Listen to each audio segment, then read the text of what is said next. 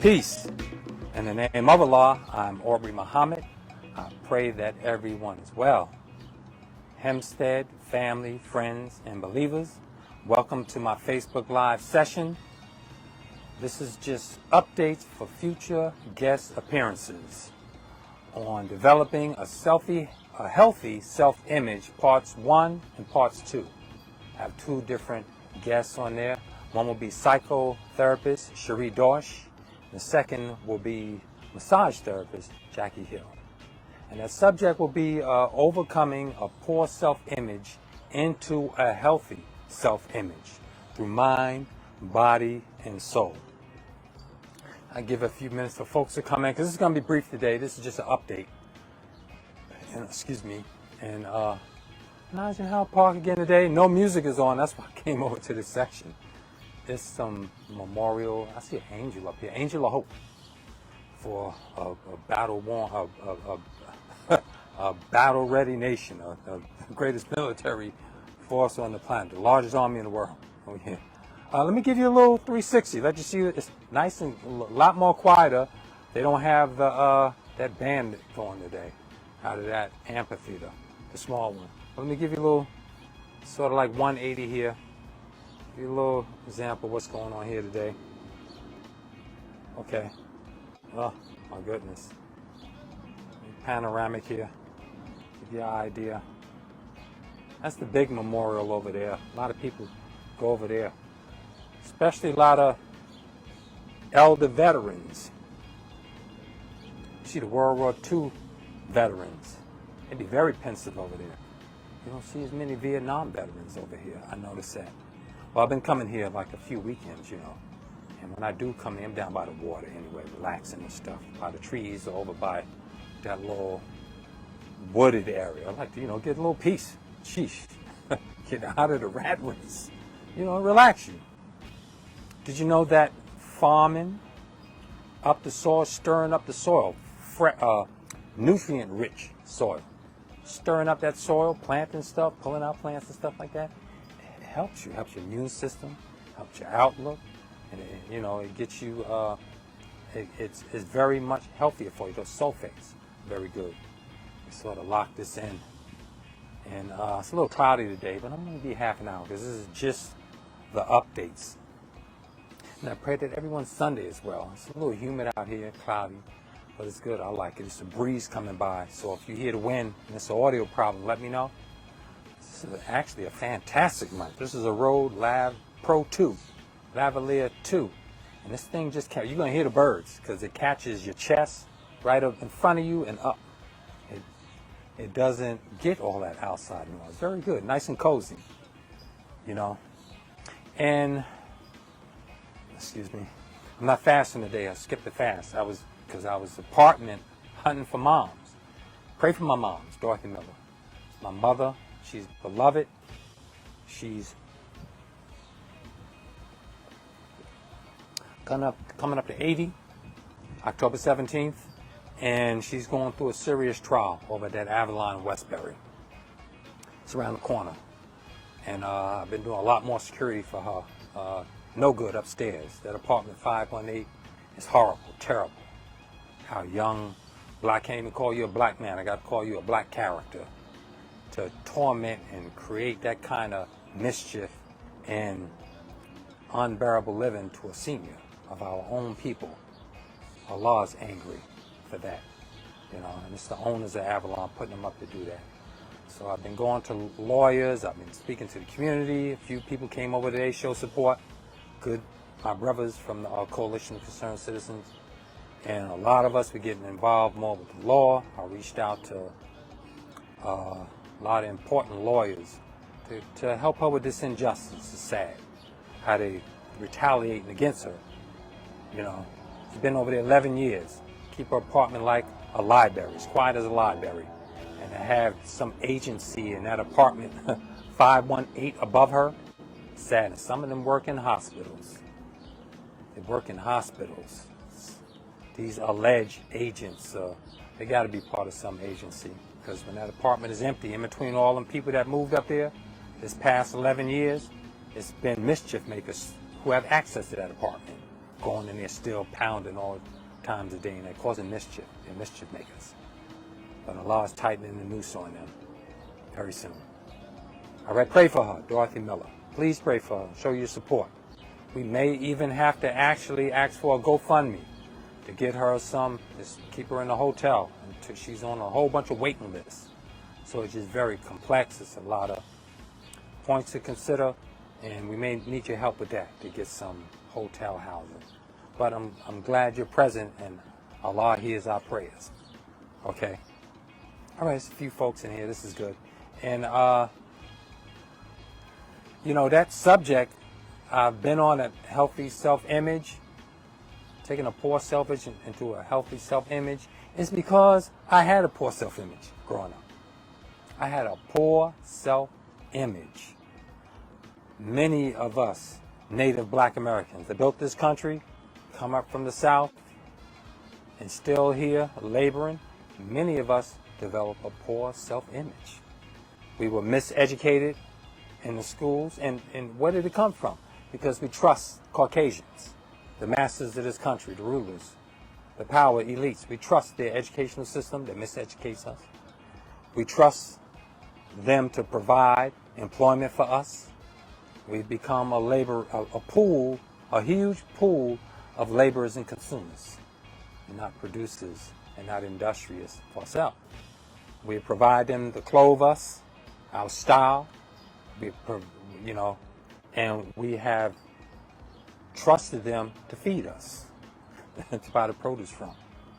And it has been that state, that's a poor state, to be dependent on another man who's diametrically opposed to our nature. That poor self-image comes up from us being miseducated and our culture robbed from us, being told that we're nothing. I remember that growing up in the 70s as a child, feeling inferior because we were black. And I'm a so-called lighter-skinned black man, more closer to Caucasian people. You would think I would feel privileged. No, back in the 70s growing up, that poor self-image was imposed on me. We were told we were nothing, you're black. And everything, we were told you're nothing, you're black. And everything bad, everything about us was bad. And everything good was white. Everybody that I knew, I was taught. And many of us have been taught this. That when you go to some school outside of Hempstead, it's a good school, and a good school. Go to a supermarket outside of Hempstead, it's a good food there.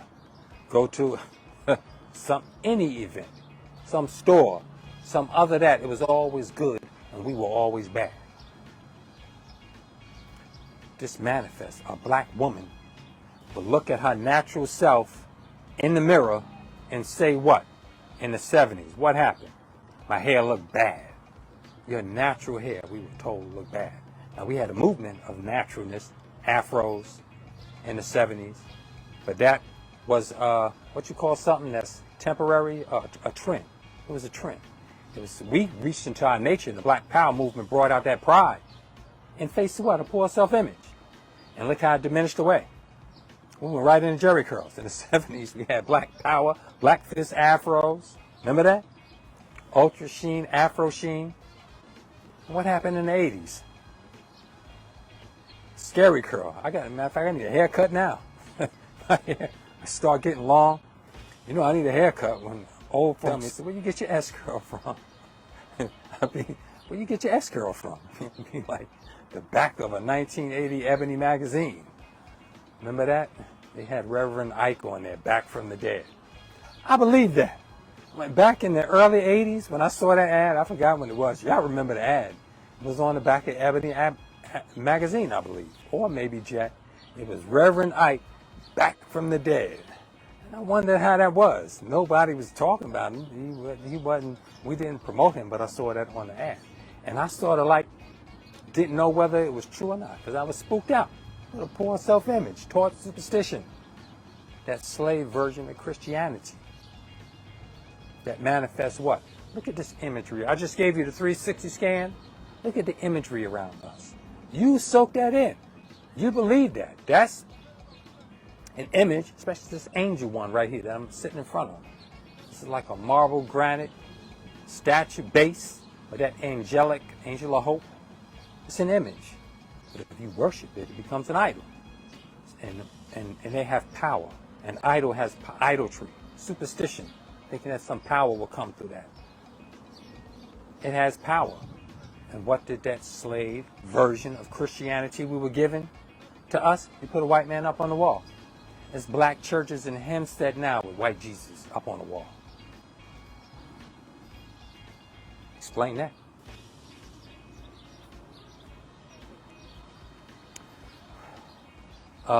There's a rabbit running by. Caught my eye, you know. Things that dark catches the eye. That what you put on your walls is a manifestation of what's going on in your mind. And deeper into your heart, down into your soul. That poor self-image was taught to us. And we believe and we accepted it as a way of life. And we thought that all the good that would come to us, I believe this, all the good that would come to me in the 70s and 80s, being closer to white folks. When we got a job, oh, you got the job. That was it. That was the aim in life. Entrepreneurs, which we had in Hempstead. A lot of black businesses in Hempstead. In the late 70s and 80s, especially the 80s, all the way up to the early 80s, before they started devitalizing us, shutting them down. But most of us are laborers. We get the job. Oh, then you get a good job with benefits. Something for yourself is not good. Something for yourself is not. We do that right now on this Facebook timeline. If I was making an announcement to you right now, crying, oh, I got the job at some corporation, vice president, everybody would be applauding. But I started my own business. I have my own line of seasoning, spices, and gels, nutrient-rich things. Go get them online. Little fanfare. And you can get greater income for doing something for yourself. But because it's serving a corporation, we still got that colonized, servant, and slave mind. Mentally dumb, deaf, and blind. I believe that going to a good school was being around white people. Good. Not excelling ourselves, not the knowledge itself, because we were robbed of the knowledge itself. No one told me I had a poor self-image. I remember in the early 80s with this, thinking that no one said to me, that is a poor self-image. What came to me, as I'm looking right here, is my brother that's watching. One of the names that came up is Jamel Shabazz. And it was the brother I-God who came to me and his brother Mike, little brother Mike. We were over there across the train tracks. And he gave us the attribute that we share to this day. Prince Jamel. I'm Prince and he's Jamel. You can't say one without the other. That's a seed he put in my head.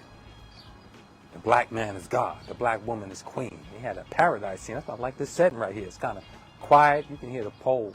Well, you can't hear too much. This mic captures it close to me. But I can hear the flag poles popping. They have a whole bunch of flags around here. And I can hear the dinging and stuff. But it's hard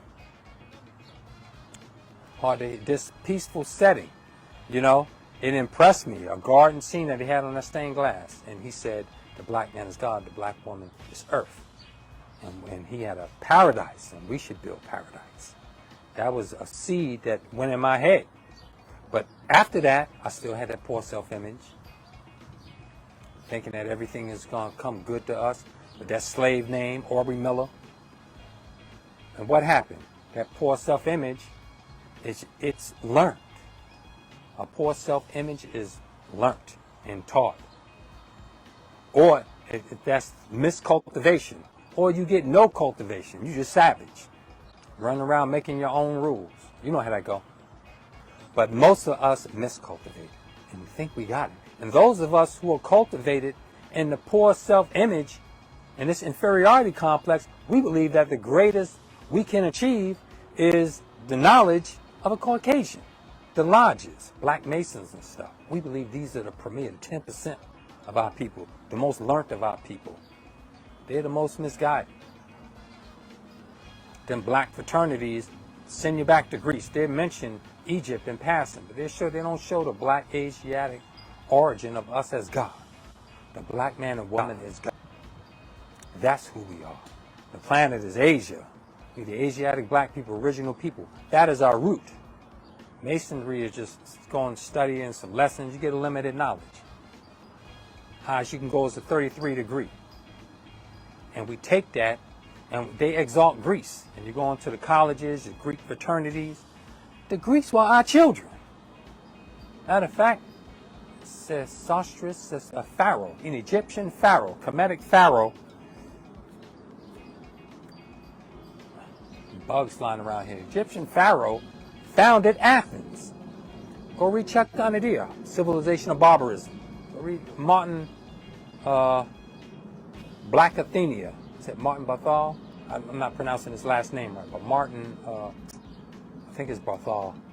Black Athena. Go read, and even Dr. Ivan Van Sertima goes into that, the black origin of Europe. And those are our children. But yet they present Caucasians who dominated us, who miseducated us, taught us that ain't nothing happened till he made it happen. Nothing is here until he discovered it.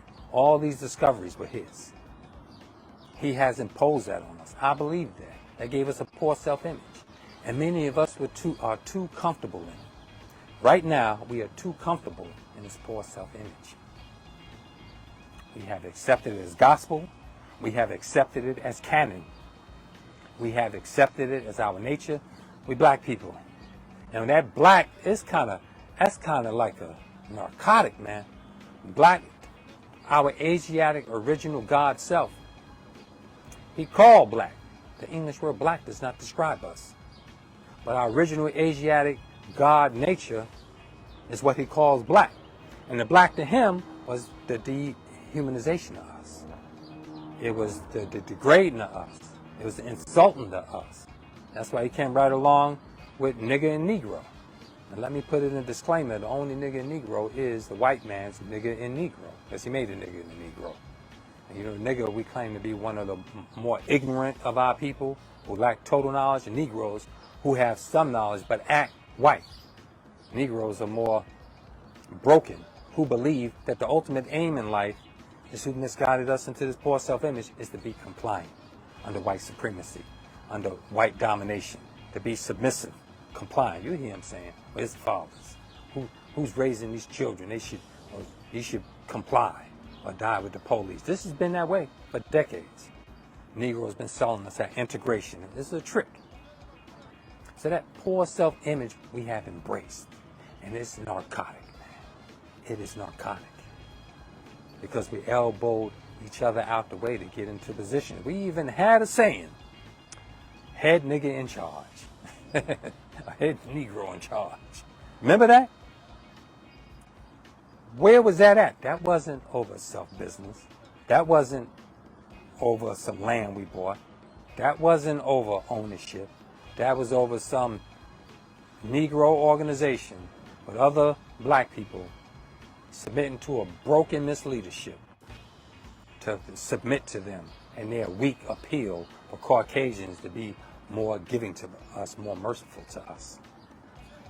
A poor self-image we have embraced. I'm speaking of Native Black Americans. And it is a disease type. You know, disease means dis-ease. Ease is peace, which is Islam. I wish some children wouldn't chase that rabbit. But they're children. They're little children. They're teenagers. You're going to catch the rabbit. But, excuse me.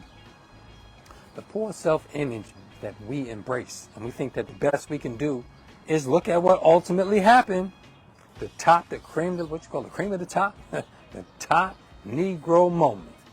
The top Negro that we are so proud of that made it to the top was Barack Obama. We believe there's nothing else left to do. That was it. And some Negroes didn't even believe that would happen. There's Negroes that didn't believe he would be president. They were so scared for him that he was going to get assassinated. They couldn't believe it. But that's how our enemies have set us up, to make us think that that's your aim. Managing their affairs, while the rest of us the rest of us go down. I said I'm going to be brief today because I'm going to just make one more point, because the sun is going down behind them trees. It's cloudy anyway, but it feels good. It's a nice breeze coming through here. That the main point I wanted to say was we perform at the level of our self-esteem. We perform at the level of our self-esteem. And oftentimes, this self-esteem has been in a poor self-image. That's why I put out the points for developing a healthy self-image, mind, body, and soul. Oftentimes, that's not what we do in life. We don't have that balance between the three. It's one or the other. It's often money and position and closeness, as the Bible says, closeness to Pharaoh, is we feel is the ultimate aim. We just go for the money, we go for the location, moving into a good neighborhood, good doctors. We trust them in medicine. They're not healers. They are the root of your sickness and your disease. They hook you on medication. They're profit driven. You know, the Caucasian, he is a compulsive usury. He is a compulsive consumer. He is compulsive. He just don't take something from the earth and put it back. He rapes the earth. He goes in. Scared them squirrel. He rapes the earth and he consumes it. And if he can't have the rest of it, he'll scuttle it. Scorched earth. That's a term up in the caves and hillsides of Europe. To be an American is to be a caveman. But we pride ourselves as black, and we distinguished it as a culture, when in fact it was nigger Negro culture, so-called nigger Negro. Because the only nigger and Negro is a white man, Caucasian, nigger and Negro. Even Thomas Sowell goes into the influence of poor whites around us. He called it redneck culture. It has some effect, but he made it absolute that was it. No, it was them overseers, the slave masters that we admired and emulated, trying to be pimps and daddies and stuff like that. We emulated him, the top. And he used, and we suppressed our nature. Don't you know, during slavery, and even after, Jim Crow and stuff like that, they had, I think that was South Carolina, a black man, they had laughing barrels set up in the streets. And if the black man was walking down the street, and white people started walking down the street, you had to jump off the sidewalk.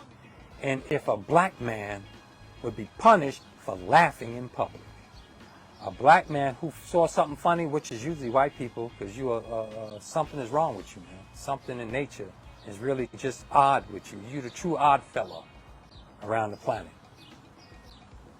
A black person was laughing at how a white person walk or smell or something like that, or anything they found funny. You'll have to go run and find the barrel, stick your head in the barrel and laugh. That was in South Carolina. Laughing barrels. Look at the nature of this man. Who would do that? All types of laws they had against us. You couldn't look at a white woman. You couldn't look at her clothing on a dry line. All types of just things that could speak of his fears and his insecurities and his sad relationship with this, on this planet in nature, especially nature. How he doesn't blend in. Well, that nature, we don't have that nature. We emulate it. And you see Negroes emulate. You see black people have been around them so much. You know, a lot of black people believe that how white people are not getting away with things like they used to. They think because we have woken up. Some of them is not. Yes, we have woken up, especially the last 2 years. We've woken up. Since the pandemic began, that woke up a whole bunch of black people. All praise is due to Allah. Shout out to our people. I got to give us an ovation. We woke up. Scared the hell out of them. But a lot of us think that white people not getting away with things against black Americans like they used to for hundreds of years is because we have woken up. It ain't necessarily so. A lot of us are locked into this poor self-image of his nigger and Negro. And now Jesse Jackson sanitized it and not displaced. move the energy to the side by labeling us African American. Do not embrace such a silly term. A lot of us do not let Caucasians get away with some of the mischief and the diabolical things they do against us anymore, because some of us have become more him and more into that caveman thinking. We've gotten into that thinking. You see some of our people that got that because the Caucasian come from us. We are the father. I was telling an old silly Israelite man that I'm Jacob. This young man is talking about he's the seed of Jacob, and he said, well, you Muhammad, you the seed of Ishmael. You ain't no good. I'm the chosen. I said, fool, I'm Abraham. I'm the father. The black man is God. The black man is the father. If you know your root, that was fulfilled already. What's here is the black man is God. We are here and we are back. And we are rising up in knowledge, wisdom, and understanding. Because we got the supreme wisdom to put us on top. Because we are God. We are the Father. Don't ever insult our people and ancestors by claiming to be the children. That's been fulfilled already. We're here. We got to get on our throne. Get off the plantation. But some of our people in that inferior mind and that poor self-image think that the highest they can go, they're constrained. The highest they can go is where the ceiling that white folks give them, the limits that white folks give them, the constraints. This is why they're so scared of the law. It's illegal for you to be black and live your nature. And they have criminalized our poverty. Those of us who speak of the knowledge, who are rooted in the knowledge of self and God, we understand, can a devil fool a Muslim? No, not nowadays. Our understanding of the Caucasian and calling out these injustices against us, these inequalities, this inequity, the suppression of freedom, and the outlawing of our nature, indirectly, he does it indirectly. It's not on the books, but it's worked against us. We are God, but y'all have become more caveman-like, and we got to change that around. That need to be taught. When we have our learning institutions, we got to teach. We got to teach the root of why the way we think we are, where we are in this position, everything that was taken from us, and everything that was imposed on us. And the greatest thing he robbed us was our self-esteem to do something for ourselves. That's why that subject of a healthy self-image is so important to me. Because I've seen it work. It changes. I change. I got that knowledge. But I God gave that attribute, the dual attribute we share, Prince Jamel, that seed later on, I was like, wow, God was teaching me. And now I teach it. I give out names. I give out knowledge. I share wisdom, understanding, have an outreach to those in need of our people to get us up. And that's the problem. Our people in the mud, in ignorance, you with knowledge, we've seen to take our knowledge as a, as a showcase. Our knowledge is like, it's like a, status quo. Those of us with the knowledge of self, especially Islam, the Nation of Islam, 5% nation, Nation Gods of Earth, and other nationalists and pro-black organizations, we get the knowledge, we get elevated, because that's what Islam do. With Islam, you go up or you go down. I'm going up. Islam, submit my will to do the will of Allah. Because I love what he put our people through. All of this pain is for a purpose, a grand purpose, to put us on top. We get our self-esteem right, rooted in ourselves. And our, propulsion in this society is like the first. This is why when you make it to that associate vice president, the vice president, the president, the CEO of this, it's the Caucasian media comes out and the black media follows so much, and you love it, and it's sad. You say the first African American to do this, the first black, the first to do the first that caught, you don't put a disclaimer in it. You don't put it in the context as the first time Caucasians permitted you to do it under the system of white supremacy. And to get up out of it is to build esteem in yourself, to do something for yourself. I remember Brother Keith and them put out that company, for FUBU, for us, by us. That's the real self-esteem. You know?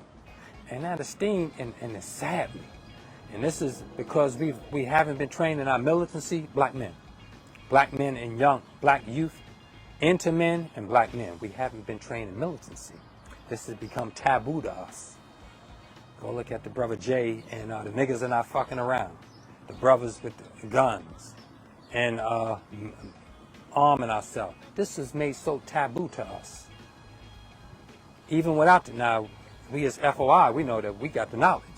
And that armament don't come to like after organization, after the teaching, after the training. But the other brothers that pick it up, they broke that taboo.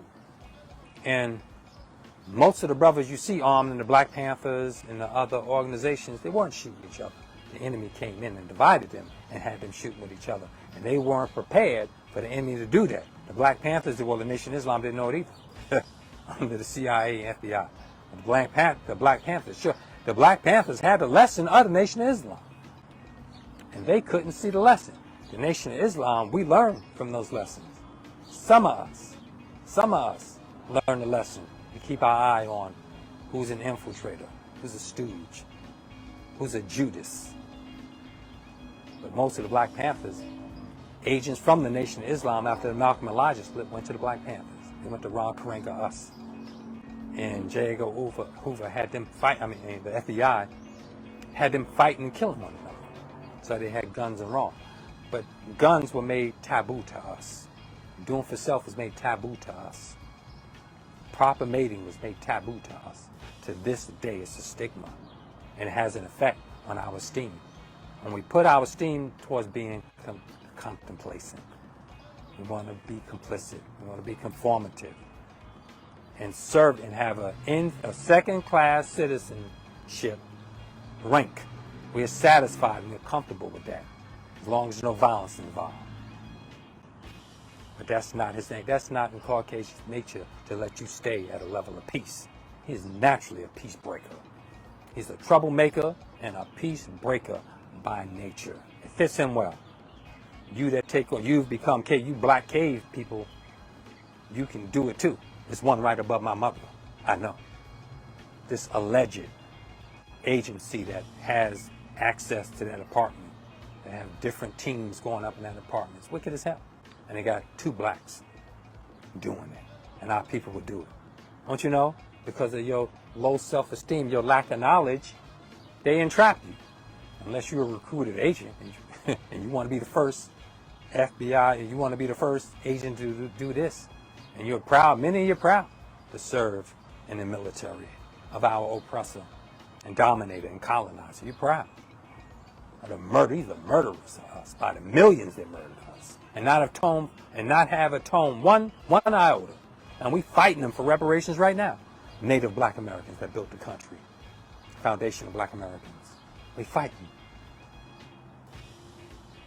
The native people, black and native so-called Indian, by the millions they murdered us. These same forces that you go and join the fight for because it's an opportunity. Because you have low self-esteem in yourself. So you seek self-realization in someone else. Everyone wants to be important.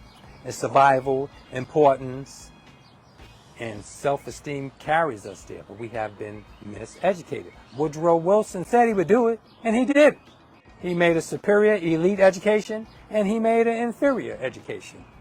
Ariel, Lessons of History, speaks of that education. Training in an elite group and an inferior group. So all you got to do is to teach it. If people will accept the teaching, you your own trap. You your own undoing. And we have the Greeks and the Deltas. I love you, beautiful brothers and sisters. We are the Asiatic black original God. It is us. The planet is Asia. And the black man is God. Black man and black woman. You can't say one without the other. Get that right. So esteem. We have put all our self-esteem and learning to try to be the first is the first step. It's sad. You see the Supreme Court Justice, the first is Clarence Thomas, the first step, the first general. You're so proud. This is a slave. You're the first slave to do it. If they put slave there, you still be proud. Because it gives you closeness to power, because you feel so powerless.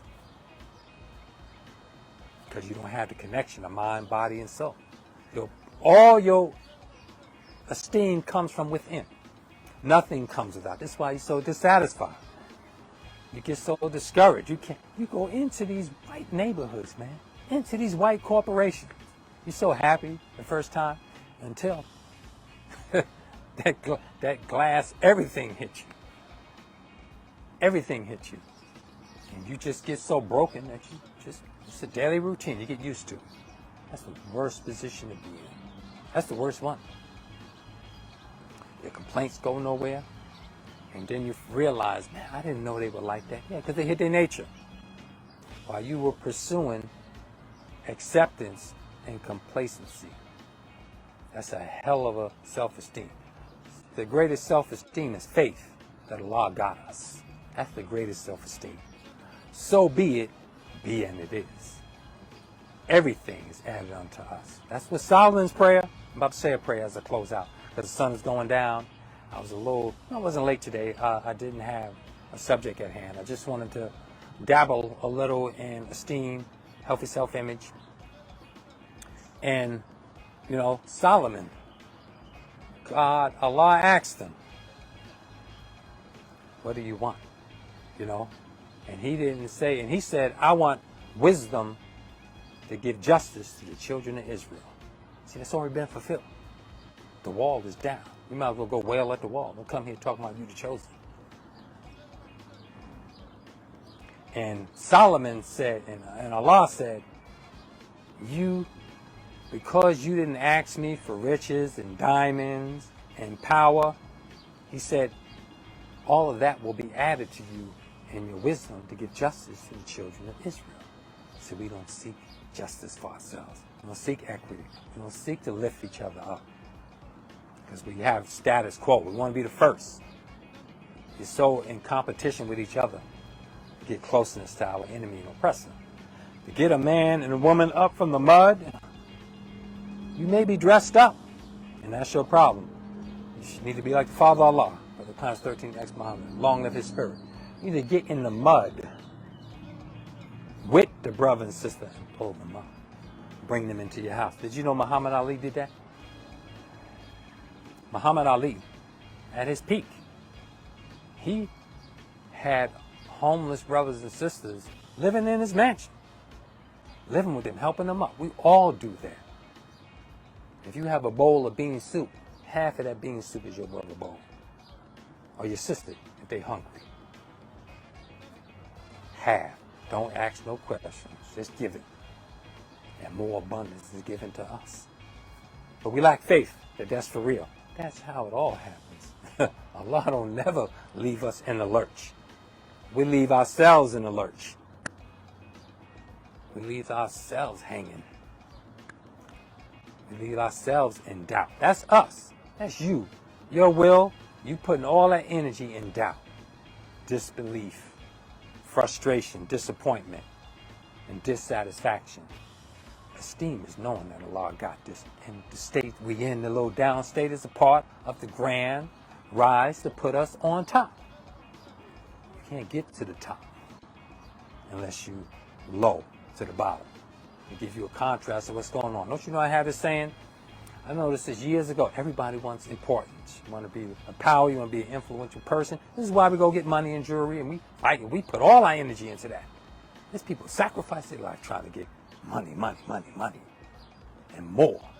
And then once you got the money, you don't have that balance, mind, body, and soul. You just got the money, the vanity, the weak power force, the chicks following the farmers with the feed. The fish follow, like 50 Cent proved, the fish following the crumbs you throwing them. They don't love you. And once you get the money, you imbalance. You think that's it, and that winds up being the worst thing that can happen to you. But the lotto winners in the 80s, All of them, it was the worst thing that happened to them. Winning the lottery, and they put it on the public. Everybody knows. Their friend, man, I knew a brother that happened to. I was knocking on the doors of the final call. This is about 12 years ago, I think, because a brother booked out of town. And all of a sudden, I got up in an apartment. I'm not going to name the apartments, but it's in the village. I knocked on the door. Excuse me. And this brother had lost his lottery ticket. He lost his lottery ticket. And somehow some lawyers came up and got him his winnings. It was a big lottery. And I normally used to knock at his door, give him the final call paper. He would give me the $1 or not. This one, the final call was $1. And it was $1. This was when the final call was $1. So I knocked, before I knocked on his door this time, I heard some strange voices coming from his apartment. And they were loud. So I heard the conversation, And it was a Chinese voice, an Asian voice. There was some woman voice. There was a team of people in there, professional people. I wonder, I'm thinking it's police. So it got a little quiet after like a minute. So I knocked on the door. Tap, tap, tap. It went church mouse, quiet. It got real quiet. I said, everybody stop. And I heard the Chinese lawyer creep up to the door. Who is it? It's Aubrey Muhammad. I'm here to see the brother that was here. Then it was another pause, and I heard his voice in there. Right? I heard him. Tell him he's not here.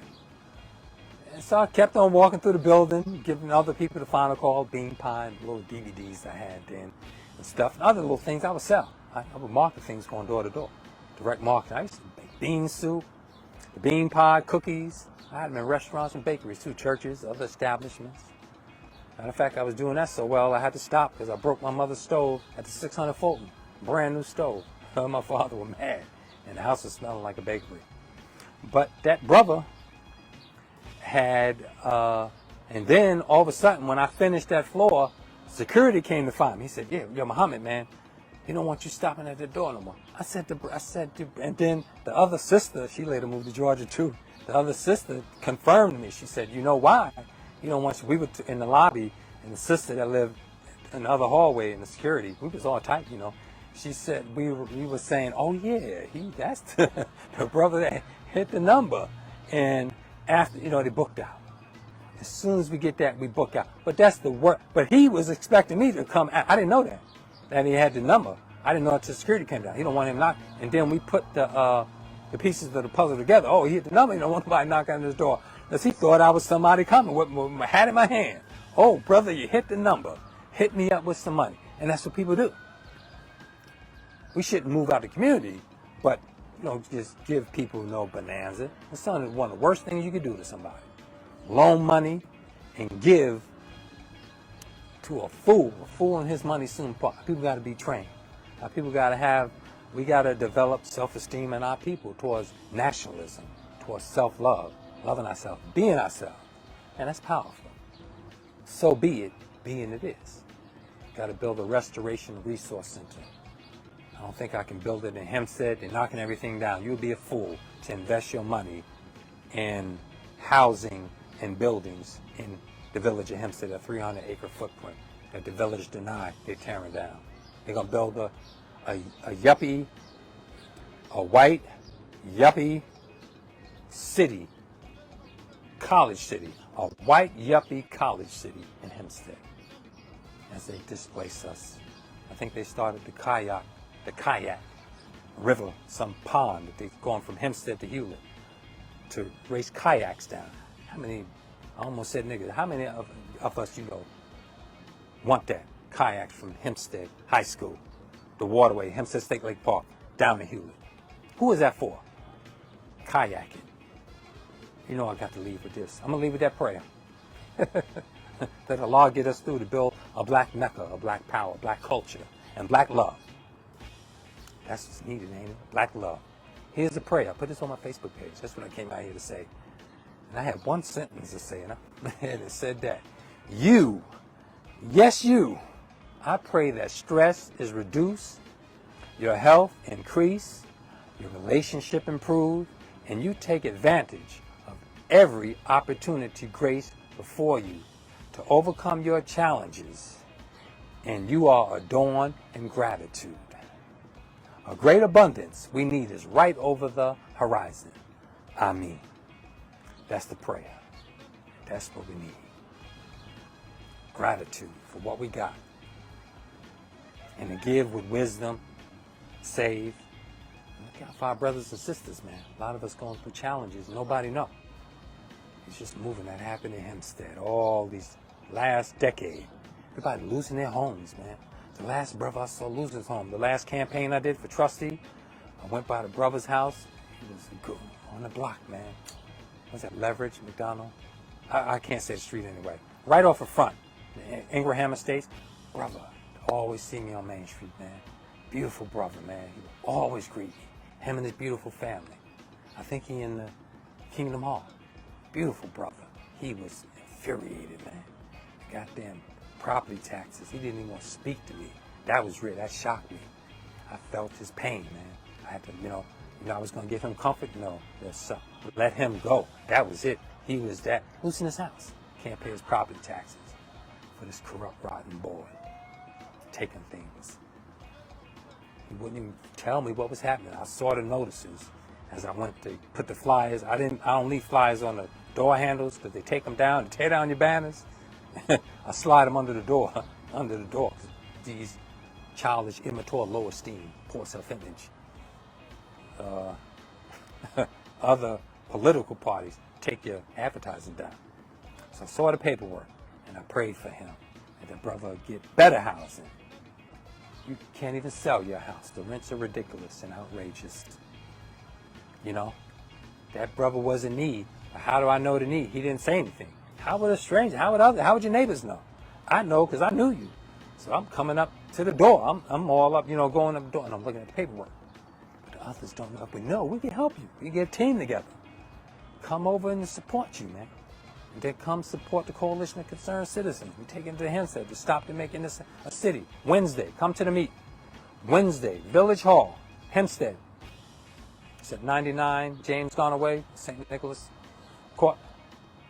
Wednesday, 6:30, come to the meeting, the Hempstead Village Board, to stop them converting Hempstead into a white, yuppie college city that isn't for us. But we're going to subsidize it with our tax dollars until they build it, and then we have diminished and depleted all our resources and throw us out. Come support each other. We got to be our brother's keeper. If you got a bowl of bean soup, and your brother or your sister is hungry, half of that bowl of bean soup is theirs. They're privileged to that. I've been hit with that before. Brothers told me, where's my charity, man? Where's my charity? It's on the block. He didn't say, give me $1. Give me a final call. He said, where's my charity and stuff? That charity, 20%. 10 goes to Islam. It's for war, because we had war. Prophet Muhammad said that. Ibn Abdullah, peace and blessings, mercy upon him, and his soul the eternal.